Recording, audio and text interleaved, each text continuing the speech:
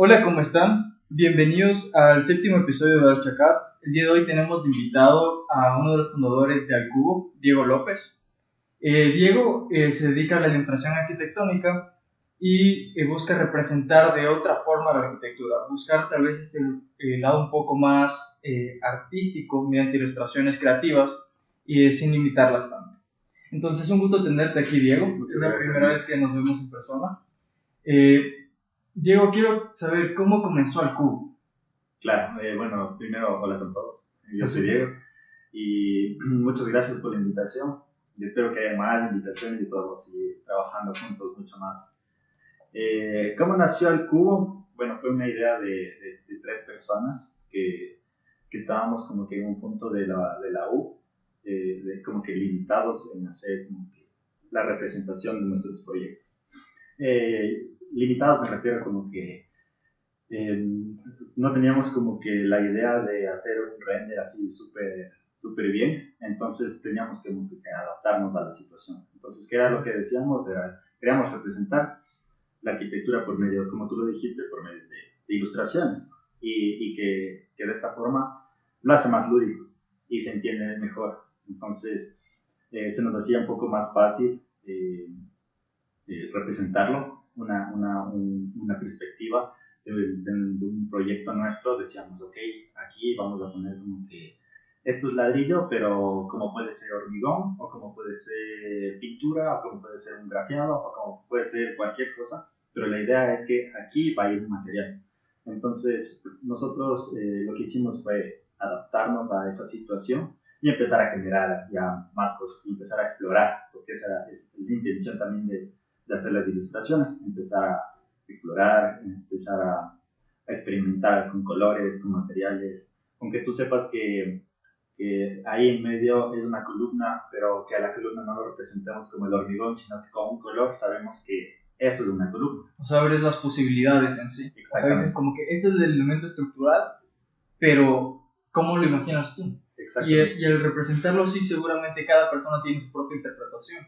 Puede decir, esto va a ir con acero, o esto va a ir con hormigón, o mi invento, esto va a ir de madera. Exactamente. Entonces, hasta abre más la mente para que la gente tenga tendencia creativa y no se limite a lo convencional. Sí, tal cual como tú lo dices, y eso es súper importante porque a veces estamos como que cerrados en una idea de que así tenemos que presentar, así tenemos que hacer, así.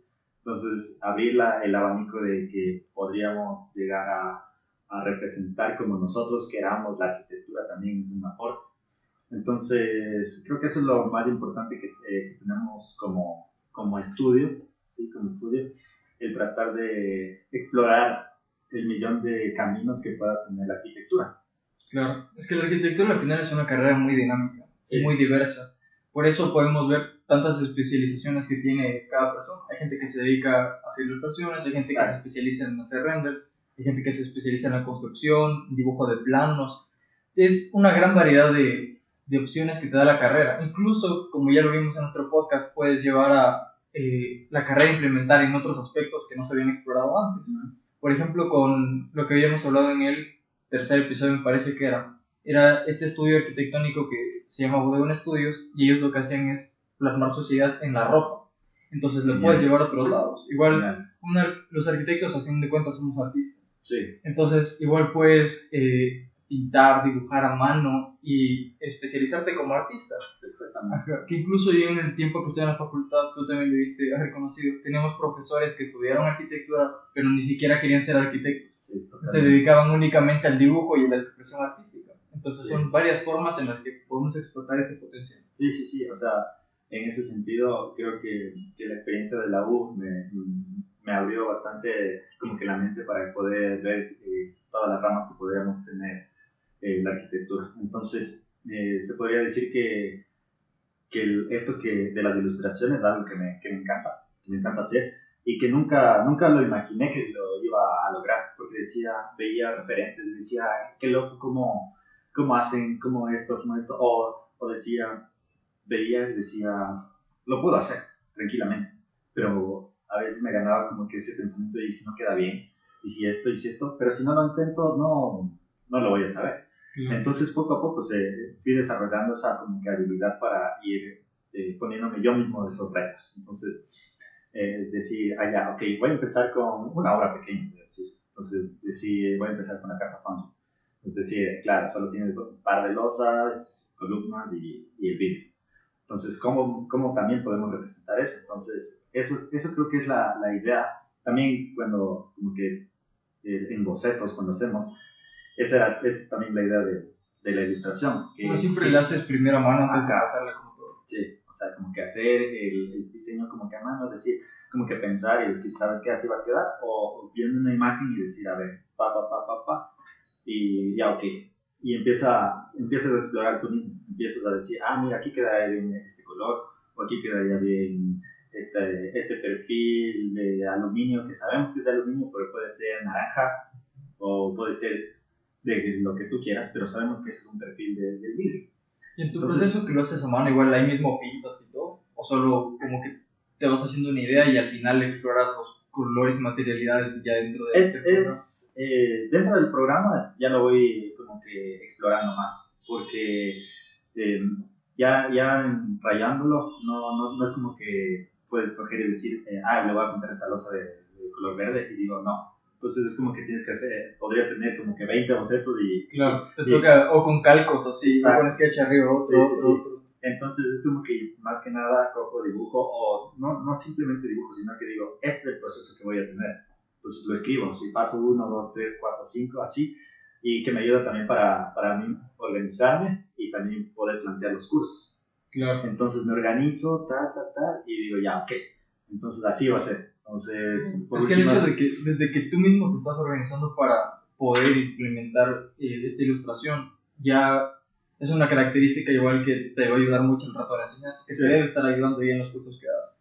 Porque si ya prácticamente te estás estableciendo una metodología para ti mismo, entonces el transmitir una metodología es mucho más sencillo que estar en blanco y solo ver cómo se desarrolla. Sí, y en ese sentido, o sea, claro que uno lo hace bastante empírico, porque no es como que recibí algún curso de docencia o de alguna cosa así, pero sí me gusta estar explorando los temas, y obviamente no es que salió de la noche a la mañana. Entonces investigué temas de cómo dar clases, de cómo organizar los temas de las clases y de todo eso. Entonces a partir de eso digo, ¿qué es lo que tenemos en común con todo eso que leo? Entonces todo el listado de cosas. Y así van haciendo las ideas. O sea, ya que lo tengo sin papel, lo paso ya a la compu, y en la compu ahí sí experimentar lo que más se pueda. Y me contabas, antes de que comencemos a grabar, que esto de los cursos surgió a partir de una oportunidad en una revista internacional, ¿verdad? Sí, a partir de eso, en medio de la pandemia, nosotros decidimos como que abrir más nuestras puertas para que compañeros nuestros se unan al grupo, y lo que hicimos es integrar, pues en total estábamos 8 personas. Entonces era como que todos nos decíamos un montón de ideas así. 8 ya medio grande en estudio también. Obvio, sí, total, pero nosotros éramos como que pensábamos, ¿no? En ese momento que decíamos, entre más gente, mejor, vamos a tener más ideas y vamos a sacar más contenido y todo, pero había que organizar, había que tener todo bien a tiempo. Entonces nos costó porque cada uno tiene sus cosas que hacer, sus tiempos y todo. Entonces no llegamos como que a organizarnos del todo bien, pero aún así tuvimos esa oportunidad de una de nuestras colaboradoras. Trabajaba en una revista de Latinoamérica, de arquitectura. Entonces ella estaba en contacto con la colaboradora de Costa Rica, y en Costa Rica ella nos empezó a ver nuestro perfil y todo, y dijo, oigan, ¿no se les ocurra dar algún curso o conferencias de cómo nació el estudio, cómo hacen las ilustraciones y todo?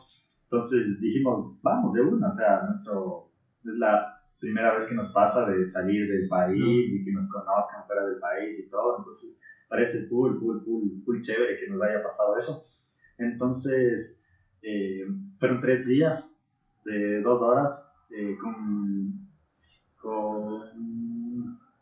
más o menos unas 80 personas, todo por Teams, en la Universidad Veritas de Costa Rica. Entonces nos presentaron y todo, y empezamos primero como cómo nació la marca, o sea, cómo nació, por qué logos así, por qué esto, y finalizamos con un cierre de un mini tutorial de ilustración arquitectónica súper rápido. Entonces ahí también va la parte como que de la venta y enganchamos también a la gente que le guste eso, y ahí nació el primer curso de ilustración arquitectónica. Al final así es como, al tener estas como conferencias, vas igual dando una muestra del producto. Entonces cuando ven que tú sabes, tiene la gente más confianza en poder invertir en un curso porque saben que sí le va a aportar valor. Claro, y era la primera vez que nosotros también nos animábamos como que a salir en pantalla o salir como que ese nervio también teníamos, pero como sabíamos todo lo que habíamos planificado y sabíamos como que todo lo que habíamos hecho, lo teníamos muy claro. Entonces las cosas fluyeron así, en las 3 conferencias fluía, todo fluía, o sea, era como que la gente, oigan, ¿y cómo hacemos esto? Oigan, y una pregunta, ¿qué letra utilizaron? Me gusta bastante la tipografía que ustedes usan.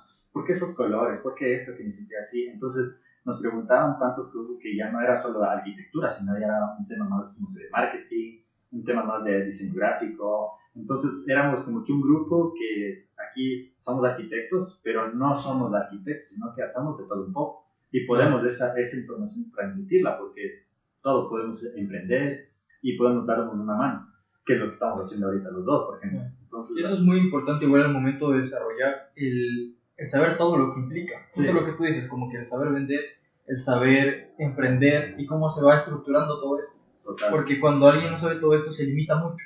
Sí. En cambio, cuando tienes la oportunidad de emprender, prácticamente puedes hacer el mundo tuyo. O sea, tienes por dónde ir y siempre vas a buscar nuevas oportunidades. Claro, sí, totalmente. Entonces, fue chistoso porque el primer curso que ya lancé, porque yo fue como que todos no se animaban a dar el curso, y era como que más emocionado porque, sí, o sea, me veían a mí y era como que tú tienes pinta de que vas a ser profe, y así, no me gustaría ser profe, decía, pero me encanta dar clases.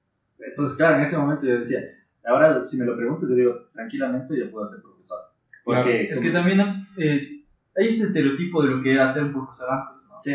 Porque incluso muchas veces hasta se lo ve medio mal en la sociedad, que no debería.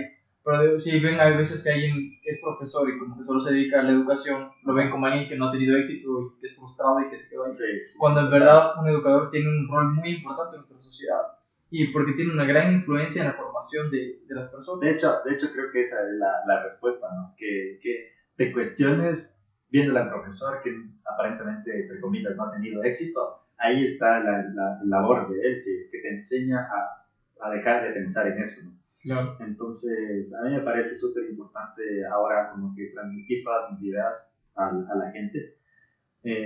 No porque por fallos o algo así, sino que nació el don, o sea, digo, en la pandemia, a mí me nació el don de ser profesor y simplemente se dieron las cosas. Y ahora es como que ya lo veo más normal y ahora como que también en mi cabeza ya me proyecto cosas más a futuro, ¿no? Obviamente que me puedo dedicar a la construcción, al diseño arquitectónico, diseño de productos, o sea, todo el abanico que te digo, pero una de las opciones es decir, ¿sabes qué? A mí me gustaría coger y enseñar y compartir esto a las personas. De hecho, estoy pensando hacer un curso ya presencial. No sé. Ya. Eso debe ser una dinámica diferente. Por ejemplo, yo aún no he trabajado con cursos presenciales. Ya. Pero incluso te requiere de más destrezas, porque digamos, hacer online, tú sabes que la gente está viendo la pantalla y sí tienes que tratar de tener su atención, pero digamos que es un poco más sencillo porque están focalizados a lo que van. Bueno, a veces ya se quedan viendo el celular, pero ahí no hay mucho que hacer. Ojalá no me toque un estudiante como yo, la verdad. Sí, ojalá que no me toque así. Pero ponte, digamos, ya siendo presencial, no importa cómo te paras, cómo caminas, sí. porque todos esos gestos son los que van atrayendo la atención de ellos. Claro. Entonces, por ejemplo, justo eso es algo que te enseñan en programación neurolingüística, o sea, cómo te expresas tú y qué transmites en mensaje a los demás. Claro. Entonces, si tú estás en la clase así como que calladito y hablas como que suavito, nadie te va a parar ahora. Claro, obviamente. Ajá, entonces, y es un tema que es incluso más retador, se podría decir, porque cuando tú estás a través de una pantalla te sientes más seguro, Claro, porque es casi como si estuvieras hablando solo. Solo, sí. Ajá. Es como que, y a veces yo digo, parezco loquito hablando. ¿Sí? Ajá. ¿Entendieron? Así. Por eso yo no sé cómo hacen los profesores en estas clases en Zoom, que todos con la pantalla apagada, nadie habla, Sí. y ellos van solo hablando, y a veces dicen como que está bien. Ajá. De hecho, o Nadie sea, responde. sí me pasaba eso. Pero es como que, ya te digo, o sea, poco a poco yo también he ido mejorando ya mis técnicas como que de llegar a la gente. Y obviamente igual bien investigando y todo. Es como que digo, ya, ok, les voy a poner un reto. O sea, por últimas, digo, ¿me entendieron? O sea, está correcto porque al final tú estás pagando por eso. No vas a estar pajareando, sino que estás pagando por eso.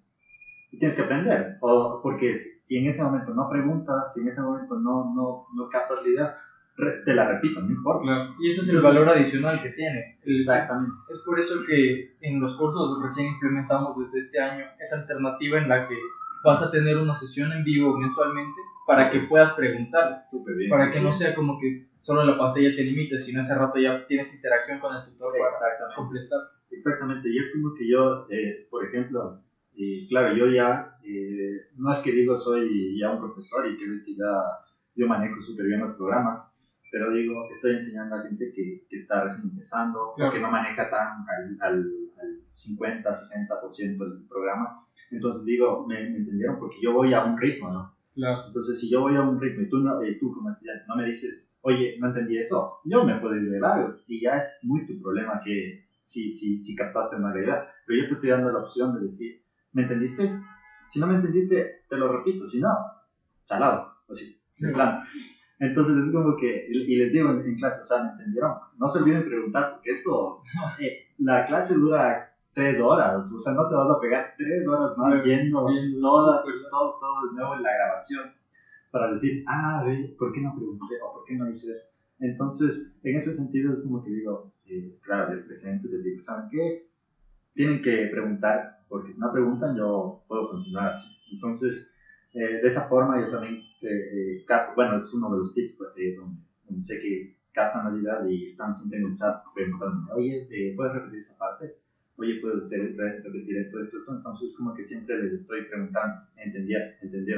Así, no, o sea, no me canso. Es que justo eso es como que también la base para enseñar, porque hay veces que uno tiene una forma de captar las cosas y piensas que al transmitirlas así los demás se te van a captar, pero no. Sí. Porque cada quien tiene como que su forma de comprender. Exacto. Entonces, me pasó con un curso, creo que 2 veces, en un curso donde di el curso de la vida sabor y estaban todos, pero los estudiantes súper pilas de todo y me decían, oye, esto, así a las 3 horas de un día era como que repite esto, así. Y cosa que yo terminé fundidazo, ¿sí? O sea, terminé súper cansado porque me tocaba repetir o contestar, o les decía, ¿sabes qué? Prende tu cámara, o comparte la pantalla, si no puedes esto, a ver qué pasa. Entonces me compartían la pantalla y íbamos viendo y todo. Y eso ayuda también para tus otros compañeros, se podría decir, porque si es que no tenías el mismo problema y no te atreviste a preguntar, ahí creo que te ayuda. Oye, y tú lo que dices que tú fuiste el que comenzó con las clases, ¿eventualmente ya más gente del estudio también comenzó a incorporarse a las clases o te quedaste solo tú? No, o sea, fue como que yo el más emocionado y como el más entusiasta en hacer esto, porque a los demás era como que les planteaba, les decía, yo no quisiera ir a clases y que me apoyen y todo, entonces era como que no tenían el don, ese que es el don, o sea, es que también les debe dar como que miedo, me imagino yo, porque justo lo que tú dices, que la primera conferencia que dieron, igual les daba como que nervios, y eso es algo que nos pasa a todos, porque cuando vas a dar conferencia a gente, o vas a comenzar a trabajar en redes y salir con redes, sí, ya cuando dices grandes, te estás exhibiendo prácticamente, te estás abriendo cómo eres tú, y entonces siempre eso va a dar cierto como que nervios. Sí. Porque igual las críticas siempre vienen, en todo lo que hagas vienen cualquier puede estar gente que te apoye y gente que te manda al carajo, pero por eso toca seguir y al final perder ese miedo. Sí, o sea, eso es lo que he aprendido en todas estas clases, de que a la final, de hecho, en el curso que te digo, que di la vida Sobar, había 2 chicos que estaban ya haciendo tesis de la Cato mismo. Entonces ellos me decían, oye, pero esto es así, que yo decía, sí, mira, o sea, también dar la oportunidad a ellos de que yo no lo sé todo, solo soy el guía de ustedes para que puedan llegar a un producto final, se puede decir. Lo que yo te cuento no es mi verdad absoluta, o sea, ahí sí, lo que yo te digo, las clases que yo doy es un camino, pero tú pudiste haber aprendido de otra cosa o de otra forma, y si se conecta con lo mío, tú puedes seguir con tu camino, y eso es lo importante también, de que yo no es que les digo, son que así tiene que ser, yo te doy pastillas, tips, te doy todos como que las herramientas para que tú puedas ejecutar un proyecto ilustrativo, pero no exactamente te digo, ven, así, porque de eso se trata la arquitectura. A la final, tú puedes tener, digamos, portándome así utópico o muy loco, decir, yo quiero en mi edificio tener un volado de 7 metros y quiero el volado de 7 metros. Entonces, eso es factible. ¿Cómo lo vayas a llegar a hacer? Ese es el reto. Y los diferentes caminos que vas a tener. Entonces, para mí es importante que eso también se transmita. Claro, y eso se demuestra siempre como que todas las clases, los que estén cursando la carrera ahorita se deben dar cuenta. Y que muchas veces en un semestre, digamos, un tema específico. Dice como que intervención en tal lado. Y cada uno de los estudiantes tiene un resultado completamente diferente. Entonces, eso muestra que no hay una respuesta absoluta en sí, sino cada quien plantea sus propuestas y cada una funciona de maneras diferentes. Sí, total. Y ahí es cuando chocas porque llega, digamos, un compañero y te dice, ay, no, pero no has hecho esto, ay, no, pero, y te empieza a criticar, y ¿tú qué has hecho también? O sea, a ver, muestra tú.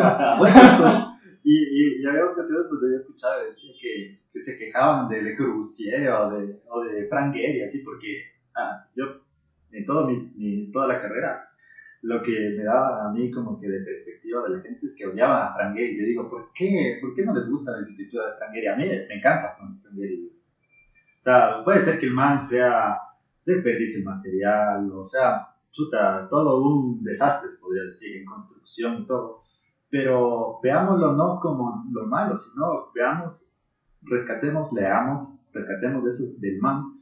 Y nosotros, a partir de eso, decimos, ya, ok, por últimas, sé que la arquitectura podría llegar hasta ese nivel. ¿No? O sea, es que, por ejemplo, como yo lo veo, yo creo que todos tienen la intención de hacer las cosas bien. No creo que alguien quiera hacer mal a propósito. Puede pasar, pero bueno. Claro. Entonces, cada quien tiene algún valor que aportar. Exacto. Por ejemplo... pero que aporten. Claro, que aporten en algo. Porque si te dicen, ay no, pero es que Frank Gehry, ¿qué ha hecho? Esas cosas así, de formas raras, no sé qué. ¿Y cuál es tu aporte? O sea, ¿qué sacas de conclusión de que él haya hecho así? Claro. O sea, bueno, la crítica siempre es buena. Encima en la arquitectura es algo esencial. Ajá, pero si criticas, no di solo eso está horrible. Horrible, ¿por qué? Ajá, exacto. Ya, entonces si justificas, tienes argumentos, ya es más razonable como que entender tu perspectiva, por qué crees que eso no funciona. Sí. Pero igual alguien puede con los mismos argumentos contradecirte y mostrar que en verdad sí funciona. Ajá. Porque así es como funciona la crítica, es al final ese intercambio. Que es algo que también enseñan mucho durante la carrera, ¿no? Sí. Por eso, bueno, ahorita creo que recién estamos viendo presencial todos, pero cuando era presencial, por lo menos como se hacía en nuestra universidad, era que te hacían pararte al frente de todos los cursos y tú defender tu proyecto ese rato como que con el profesor. Claro. A veces venían los 43 profesores, porque tus compañeros también eran profesores. Claro, y toditos criticando. Exacto. Entonces, eso es algo que también igual hay que perder el miedo. Yo me acuerdo que la primera vez que estaba presentando el proyecto, yo me quedé como que, y ahora que encima una profesora viene y me dijo como que eso no sirve, que no tienes el espacio, no sé. Te cuento de experiencia chistosa que me pasó, verás.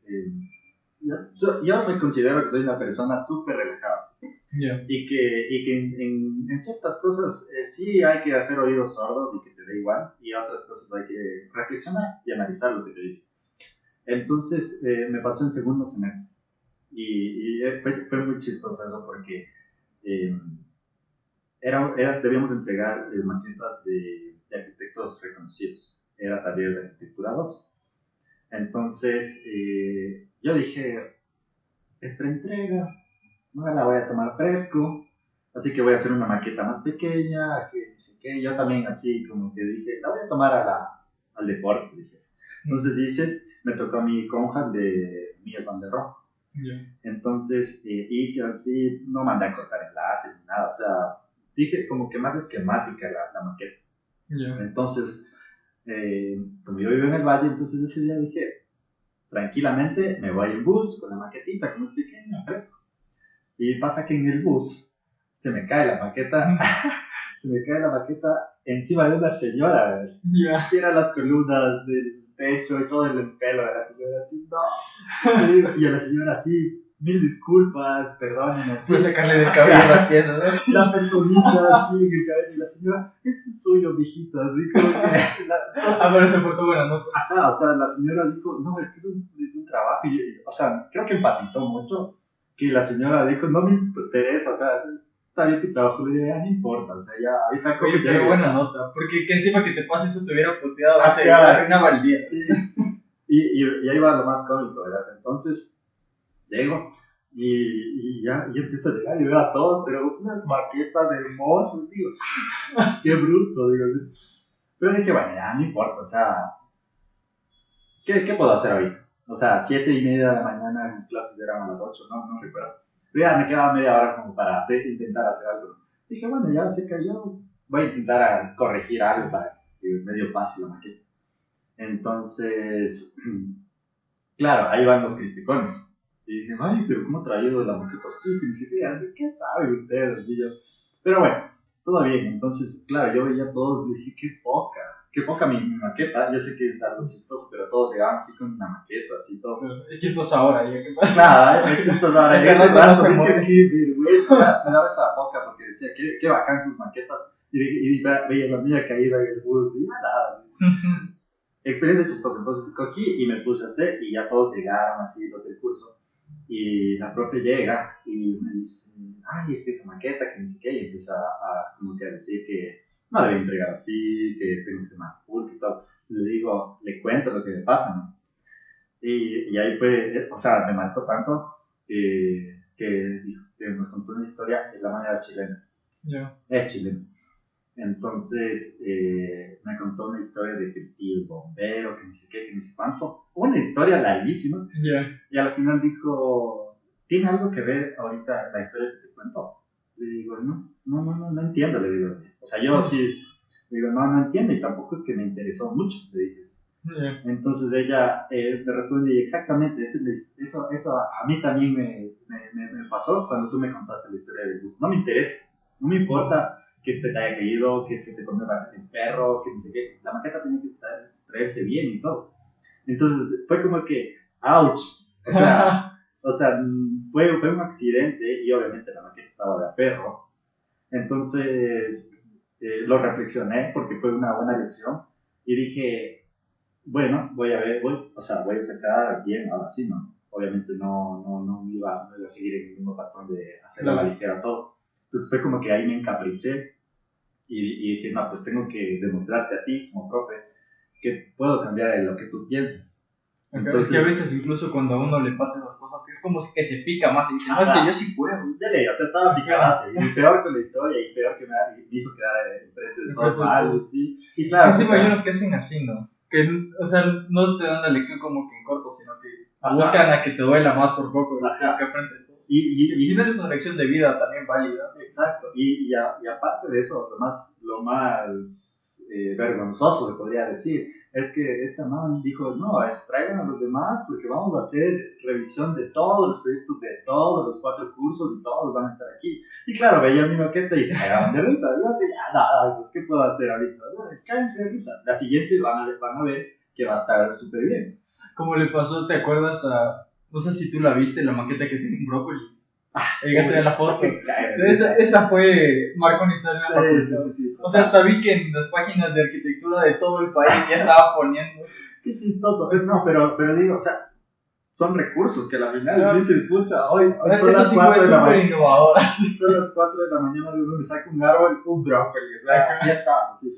Eso, yo me acuerdo clarito que estaba subiendo las gradas de la facultad y justo estaba con mis amigos y estaba justo en la entrada de las gradas. O sea, subes las gradas y estaba ahí. Sí. Y todos nos quedamos parados viendo como que, ¿y esa nota? Sí, claro. Y lo peor es que, o sea, después conversamos y ha sido premeditado. O sea, hablé con el profesor y le dijo como que, sí te puede servir esto, como que sería interesante.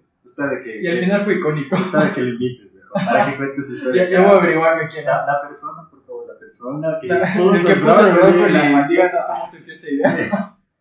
Sí. Que se acerque y que nos escriba. Ahí están las redes sociales y los yo fui. Manden una foto de su proyecto de brócoli. Claro, porque si no, no. Hasta lo subimos como post. Sí. La explicación del brócoli. Ajá. Entonces fue eso cómico y obviamente sí me ayudó full a crecer porque sé que ya en la vida profesional tienes que entregar el proyecto sea como sea y no importa lo que te pase. Entonces, claro, a la siguiente entrega ya llegué corte en láser, una maquetota así, a escala 1:100. ¿Y corte láser no te dijeron nada? No, porque ya todos cortaron en láser. Entonces ya claro, es que eso era me sorprendía porque empezamos haciendo maquetas nosotros mismos. Ajá. Y ya cuando vi que todos llegaban con corte en láser y todo, y dije... Es que, bueno, creo que también depende del profesor, ¿no? Porque hay unos que se niegan bastante a eso. Claro, o sea, también depende, creo que en la etapa de la formación. Sí, total. Entonces, ya la siguiente entrega, ya llegué con mi maquetita súper bien y todo, y ahí la profe dijo, no, ahí sí se ha sabido hacer bien las cosas. Tú, y así, o sea, un tropezón has caído. Como que si ve, ahora sí, puedo haber buena nota. Entonces, de hecho se empezó a llevar súper bien conmigo. Entonces fue como que esos detallitos, es como que se acuerda el profe de que este man es el que me contó lo de la maqueta que se le cayó en el bus, ¿sí? O sea, esta historia siempre la cuento porque me parece súper cómica y también reflexiva porque me enseñó a tan corta edad de toda la carrera que dije, no, o sea, tengo que presentar bien, tengo que hacer súper bien todo. ¿Sabes? Yo maquetas amo hacer. O sea, ya hace algún tiempo que no he hecho todo así a mano, pero a mí me encanta hacer todito porque es como que entiendes cómo construir. Sí. Y aparte, o sea, toma full tiempo, pero no sé, me encanta. Es de verdad algo que me encanta hacer y lo hago como hobby a veces. Pero toma un montón de tiempo. Sí, ese es el problema. Por eso en las entregas de ahorita ya solo todo lo hacen, porque si no, no sé. Sí. Encima, mientras más es la escala del proyecto. Sí. De hecho, eso de las maquetas es como que debería también pesar bastante que la lámina, ¿no? Pero es como que en la U no es como que tanto peso en calificación. Eso yo lo aprendí a la mala también. Porque lo que me pasó es que fue en tercer semestre. No me acuerdo si he contado aquí. Si no lo escuchen de nuevo. Pero lo que yo había hecho era una maqueta hermosa. O sea, hasta una parte que era huerto, había lijado la balsa para que tenga textura y todo. Súper hermoso. Afanosazo. Ajá. Y dejé al final la lámina. Y ya quedaba poco tiempo. Entonces la lámina alcancé. Encima ya era todo mano, entonces fue rápido. Alcancé a hacer los dibujos técnicos, pero no alcancé a poner nada de la memoria. Entonces, y aparte la lámina era en papel calco. Y al fin, y como había que poner un cartoncito como para que agarre bien con las grapas, no lo pensé porque es la primera vez que había hecho la lámina en calco y pegué así, se veía horrible. Y ya le colgué y no se entendía el proyecto porque no había memoria y se veía horrible la lámina por eso. Y de ahí me acuerdo que el profesor solo vio, dijo como que esa lámina está terrible.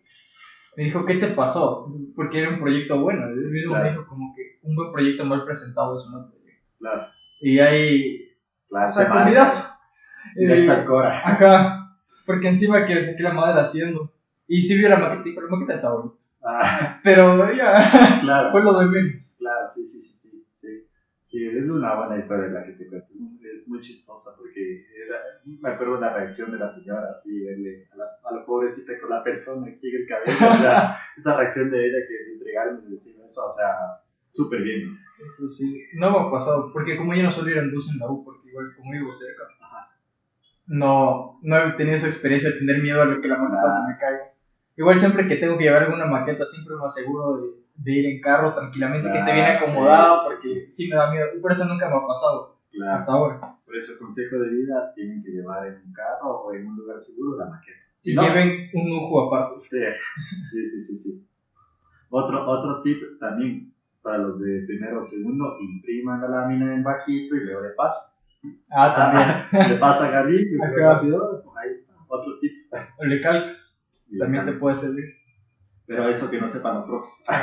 Porque yo no sé, hasta ahora no sé cómo lo hace el César, el que daba dibujo. ¿Palis? Ajá, Palis. Ya.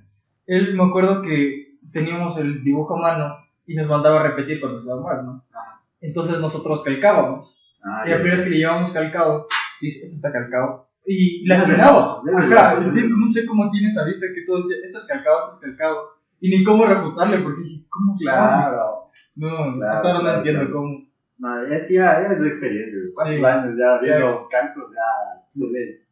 No tuve clases con él. Tuve con el Álvaro. El Álvaro, sí, El Álvaro, sí. El man es súper bueno, igual como propio dibujo. Sí, con él aprendí los detalles constructivos. Sabe full de detalles constructivos. Ahí también me hizo trabajar bastante. Sí, o sea, otro consejo para los que están en la U, busquen al Álvaro. Así estés en noveno, décimo semestre, el man te va a ayudar a resolver problemas constructivos. Me acuerdo que cuando estaba yo en octavo, teníamos que resolver el tema de las bombas de una piscina olímpica, los detalles de eso, y no teníamos muy claro cómo ubicar ese detalle, y tampoco si iba en un subsuelo, si iba en una cabina o en algún lado. Entonces ahí vio el plan y todo el corte, y ahí me acreditó y dijo, así ve, esto se hace, pasa. Él es súper capo en construcción, ¿no? Sí, sabe todito. Sí, súper bueno. Y bueno, retomando un poco a los inicios. Sí. Tú me contaste que antes de estudiar arquitectura estudiabas diseño, ¿verdad? Sí, estudié diseño industrial. Diseño industrial. Y sí.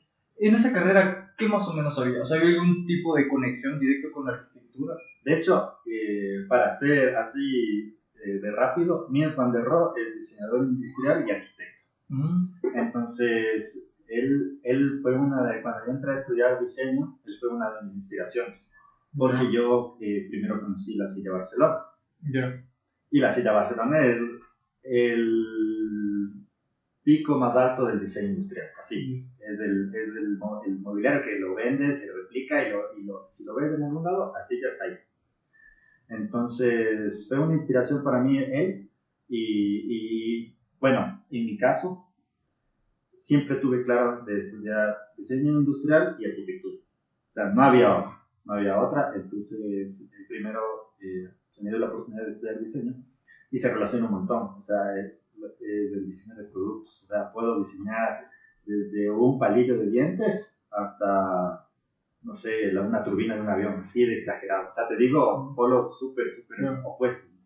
Pero entre todo eso, o sea, estamos como que un poco más dedicados al detalle. Por eso a veces a mí me costaba, ya cuando estudié arquitectura, me costaba ya como que concretar todo el espacio, porque me empezaba a dedicar a hacer la sillita, a diseñar la silla, a diseñar esto, a diseñar cada cosa. Esto es la facultad de arquitectura, perder el tiempo prácticamente hacer eso. Ajá, o sea, a diseñar la mesa, y por ejemplo esta mesa, que yo a mí me gustaría que tenga solo una pata, y que sea, o sea, a ese detalle, y me tardaba al inicio, y me costó comprender de que, por último, en un plano, en una planta baja, un primer piso y todo, con que se vea el cuadrado con dos almohadas, esa es la cama.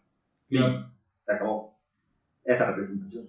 Entonces, sí, a veces, justo eso nos conversaba Belén en el segundo episodio, creo que fue, porque ella se dedica al diseño interior, pero también estudió arquitectura. Y dijo que eso le pasaba a ella, que ella se ponía a ver qué alfombra ponía, qué revestimiento ponía en la pared, así, todos esos detallitos, que al final, el rato que, bueno, depende de la facultad, tal vez, seguramente, pero es lo menos relevante, es lo que me dice como que, bueno, y el espacio. Exacto. Claro, en un enfoque de arquitectura, pero ya te pones a ver en un enfoque de diseño industrial o de diseño interior. Eso es lo que más valor, más peso tiene. Incluso para un render, como que el saber decorar así cambia completamente un espacio. Creo que también eso fue uno de los detonantes para yo también dedicarme más al tema de la arquitectura y ver una forma rápida de cómo representar los espacios y la perspectiva grande. Porque yo para hacer un render, o sea, tiene que estar este vaso, pero igualito, así. O sea, me concentraba mucho en estar en la librería de SketchUp buscando el vaso que me gusta y todo para hacer un buen render y todo. Entonces era como que estaba perdiendo el tiempo de coger y hacer un render y ya está. O ya. Entonces, por medio de la ilustración, un plano cilíndrico dándole un efecto, ese es un vaso. Claro, eso es un buen consejo como que para todos, que en el momento de presentar un proyecto arquitectónico, sobre todo cuando presentas a otros arquitectos, una ilustración puede ser mucho más útil que un frente. Sí, sí, o sea, totalmente. O sea, yo, ese es el consejo que siempre lo doy y siempre lo recalco, que menos es más, No. menos es más. Y podemos representarlo de la forma más rápida, decir que una línea sobre dos patas, esa es una mesa, y creo que eso es lo más rápido que uno puede hacer. Y sabe cualquier persona que, esa es la mesa. Es como cuando tú lo ves en un corte o en una fachada, tú dices, esa es la ventana, ese es el ladrillo y todo. Entonces, la misma idea darle a las ilustraciones. No perder el tiempo en ver esos detallitos, porque ya cuando te das cuenta, pasó las 4 de la mañana y todavía tienes maqueta, cortes consecutivos. Eso lléganlo cuando ejerzan, que ahí incluso es un valor agregado, porque uno siendo arquitecto también puede diseñar mobiliario, Sí. a pesar de que, bueno, repito, puede depender de cada facultad de arquitectura, pero por ejemplo a nosotros no nos enseñan tanto como que la antropometría de cómo te sientas en una silla así. Pero nosotros como arquitectos tenemos una capacidad con la formación que tenemos que si tú investigas puedes comprenderlo completamente. Exactamente. Entonces puedes explorar hasta nuevas ideas. Que eso es justo algo que yo estoy viendo, como que ahora como que replantear una silla tal vez. Como que por qué una silla tiene que tener esta forma. Más bien busca cómo una persona está cómoda al sentarse y puede ser una forma completamente distinta. Que también está muy ligado a la innovación, ¿no? Sí, totalmente. No me acuerdo qué diseñadores, pero había diseñado una silla donde es totalmente incómoda.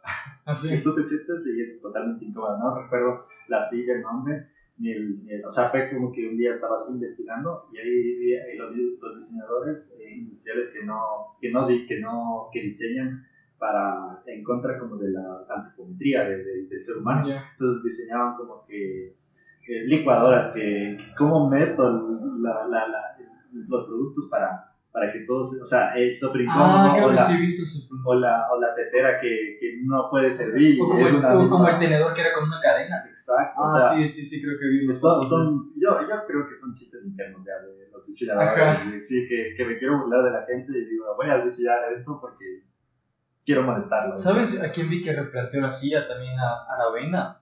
Aunque creo que hubo una polémica con ese asunto, pero bueno. Era básicamente una cinta que tú te ponías en las rodillas y en la espalda. Entonces era como estar sentado pero en el piso. Pero al ponerte esa cinta estabas cómodo. Entonces, creo que sí lo vi. Se me hizo... Eso sí estaba como que pensar súper fuera de la caja, porque no es nada en sí de una silla, sino más bien cómo te sientes cómodo con ese apoyo.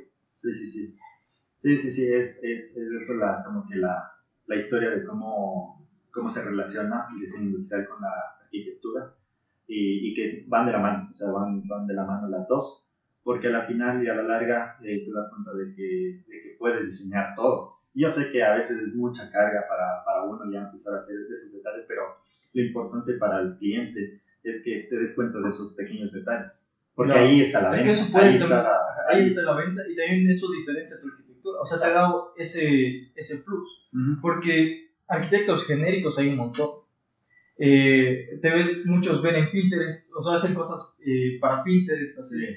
Incluso ya he escuchado que hay concursos que tienen una característica que se llama Instagrammable, algo así como Instagramable, de que tu arquitectura qué tan instagramable es, o sea, qué tanto se podría difundir en Instagram, con que a la gente le daría like, que de verdad no estoy muy de acuerdo con ese criterio, pero bueno, son cosas que son claro, es que no tienes un concepto ni un estudio previo a todo esto, sino que simplemente quieres hacerlo viral. Entonces, tranquilamente puedes hacer cualquier cosa o copiar de otro lado y simplemente ya está, y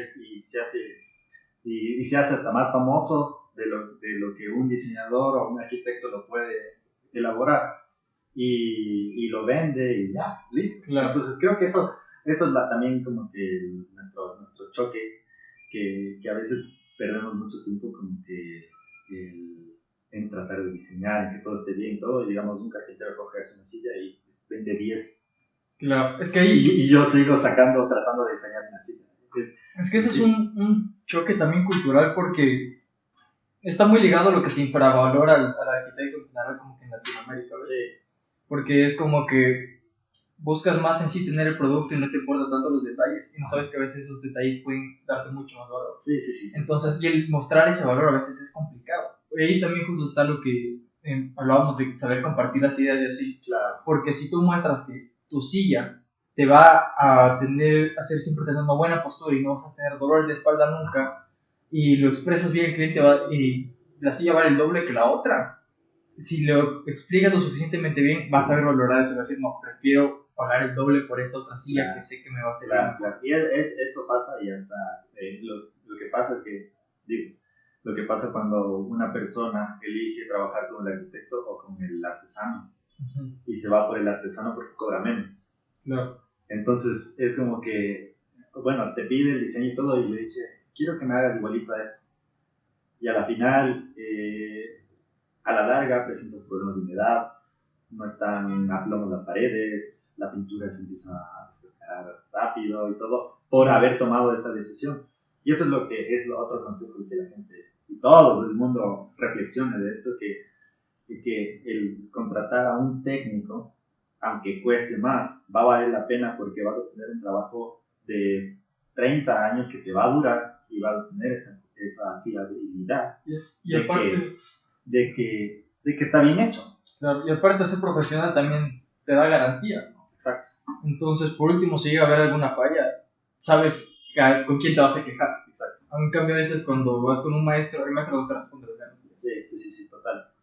Eso es lo que también nosotros, o sea, bueno, en mi caso, yo lo digo, o sea, me ponen a diseñar una casa y a la larga, o de aquí 3 años, dice, oye, ve, el piso ya se me está levantando, le digo, no te preocupes, o sea, ahorita lo resolvemos. O sea, que tenga la confianza de decir si es que tiene algún problema con el diseño o la construcción que realizamos, o sea, hay que resolverlo.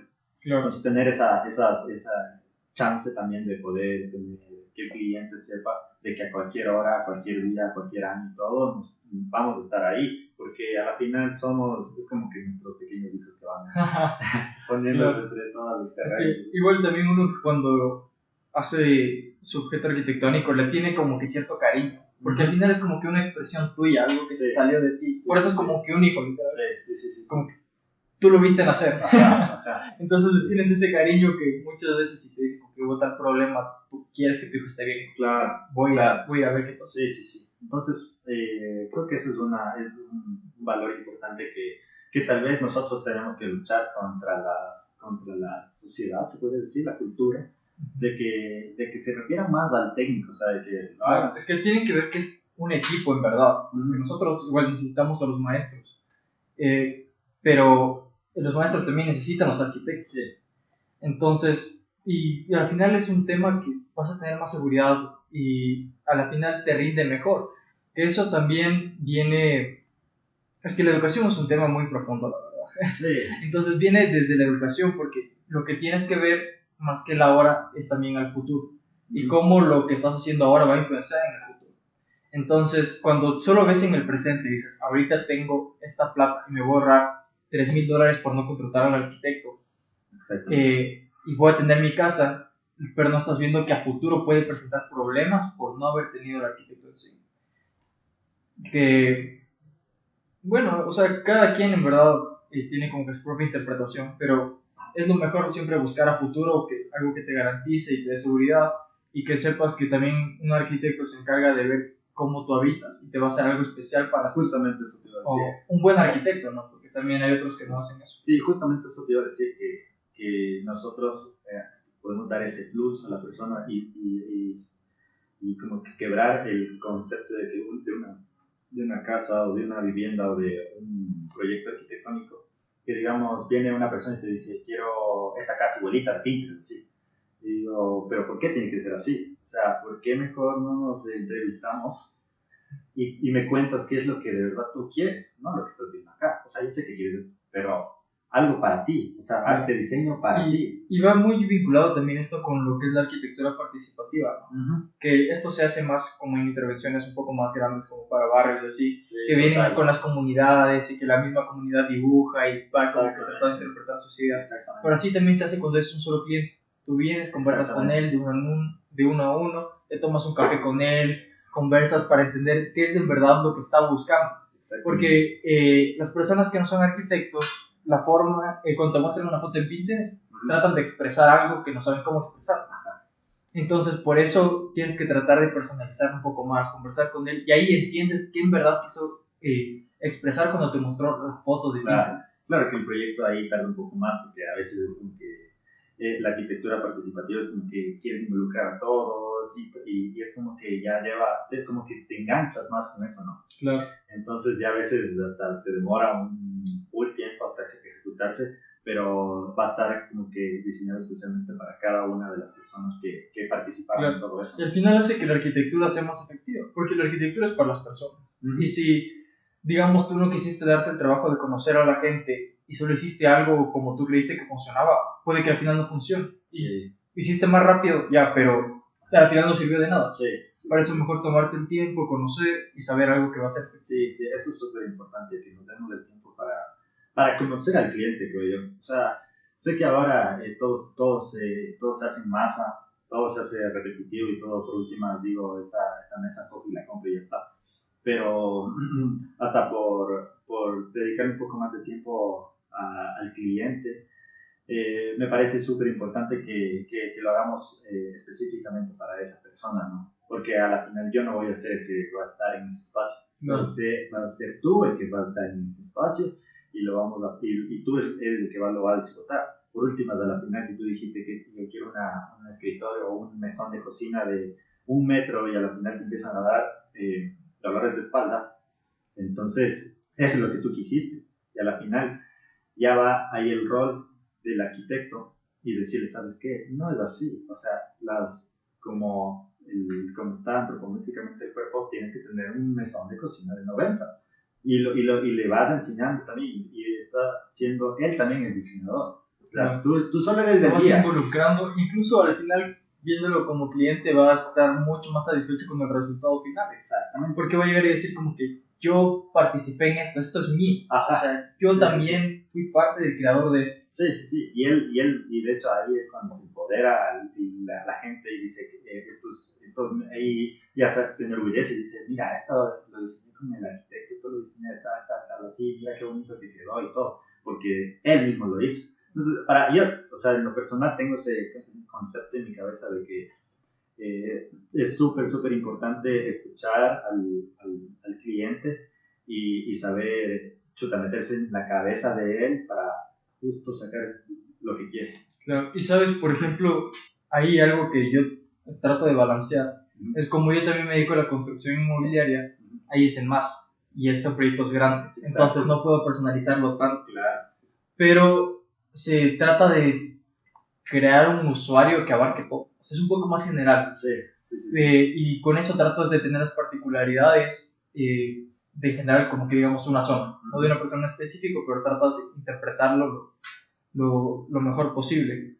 Porque yo creo que el hecho de que sea en masa, primero sí es necesario, porque hay una necesidad de vivienda, bueno, dependiendo de dónde estén también. Entonces, si lo buscas hacer particularmente, nunca vas a satisfacer esa necesidad. Sí, obvio. O por lo menos te costaría 10 veces más, porque habría que por poco poner un arquitecto por casa, y si es un proyecto de 100 casas, súper complejo. Pero yo sí creo que se puede encontrar ese equilibrio. Sí. O sea, tratar de hacer lo más particular posible al producirlo en masa y dar cierto aporte.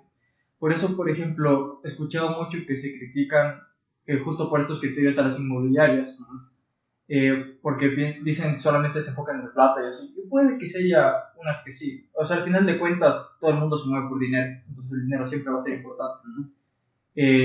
Lo que sí hay que tener en cuenta es que cuando tú haces arquitectura, cuando construyes, es para las personas.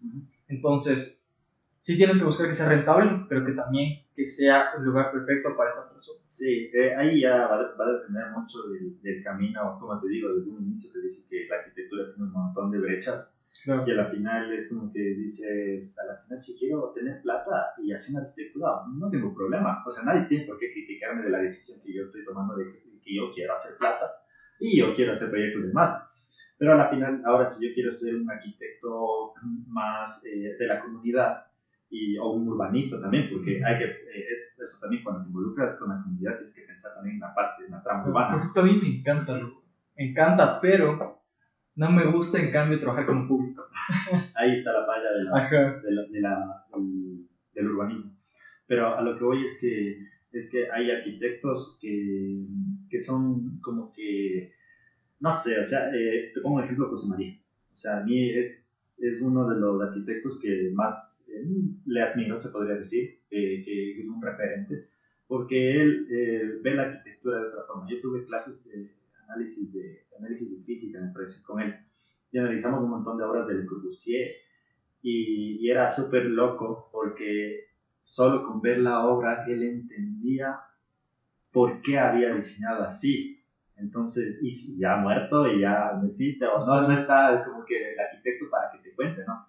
Entonces, me parece, hay esas dos diferencias entre los arquitectas, que el uno puede ser que diga, yo quiero en este momento hacer plata y a la final tengo mis 50 años y ahora sí me voy a dedicar a hacer la arquitectura, que empieza más del concepto, eso, parte abstracta y todo. ¿Sabes cómo es más interesante igual esto de...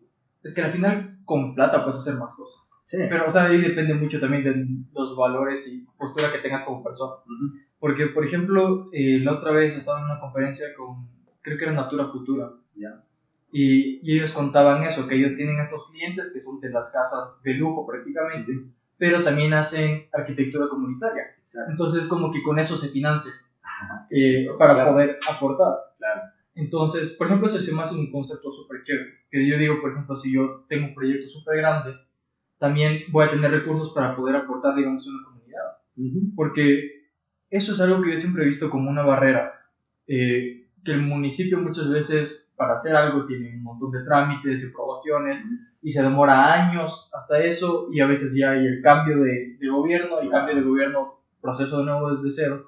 Entonces yo digo, si logras con tus propios fondos hacer estas intervenciones, es la forma en la que más puedes aportar. Sí, sí, o sea, Natura Futura es un buen ejemplo porque lo hacen para la comunidad, ¿no? Y le dan su toque, y sí, y tiene su nombre, o sea, tú ves en cualquier lado y dices Natura Futura, o sea, claro. no hay ya reconocido. Eso es algo que también se busca, ¿no? Dejar la identidad en el proyecto de tal forma que hasta es una esencia de tu marca. Exactamente. El hecho de que vean una obra y sepan de quién es. Bueno, muchas veces es cosa de arquitectos, o sea, pero ya dejaste algo, ¿no? O sea, que tanta gente te ubique es que has llegado a un nivel diferente. Sí, o sea, hay que apuntar a eso. Ajá. O sea, hacer el cambio, al cambio de que te reconozcan más que nada por la arquitectura que se relaciona más con el humano, ¿no? O sea, que sea una arquitectura más humana y que posiblemente yo estoy en esa ambigüedad de decir, como puedo trabajar en una constructora que lo hace todo en masa o como podría dedicarme a hacer algo más específico y para la comunidad. O sea, estamos en los dos. Yo me encuentro como que en esa libertad. Yo lo que estoy buscando es hacer las dos. O sea, va a ser complicado. Claro. Pero a fin de cuentas, digamos, si la constructora ya se estabiliza, o sea, digamos, igual como es un tema familiar, no soy el único que está ahí, entonces no depende solo de mí. Entonces, se puede plantear los proyectos acá y también puedo tener mis proyectos por mi cuenta. Claro que eso es con desarrollo, porque para hacer eso ya necesito un equipo. No puedo estar solo yo en el estudio. Necesito dibujantes, otros para obra, ingenieros, todo. Pero, por ejemplo, es a lo que yo apunto. Yo digo, yo quiero tratar de hacer las dos. Y lo voy a hacer. Sí, o sea, ya lo tienes claro. Ajá. Estoy seguro de que lo vas a lograr. Por eso, desde ahora es como... A mí me gusta siempre pensar las cosas de aquí a 5 años.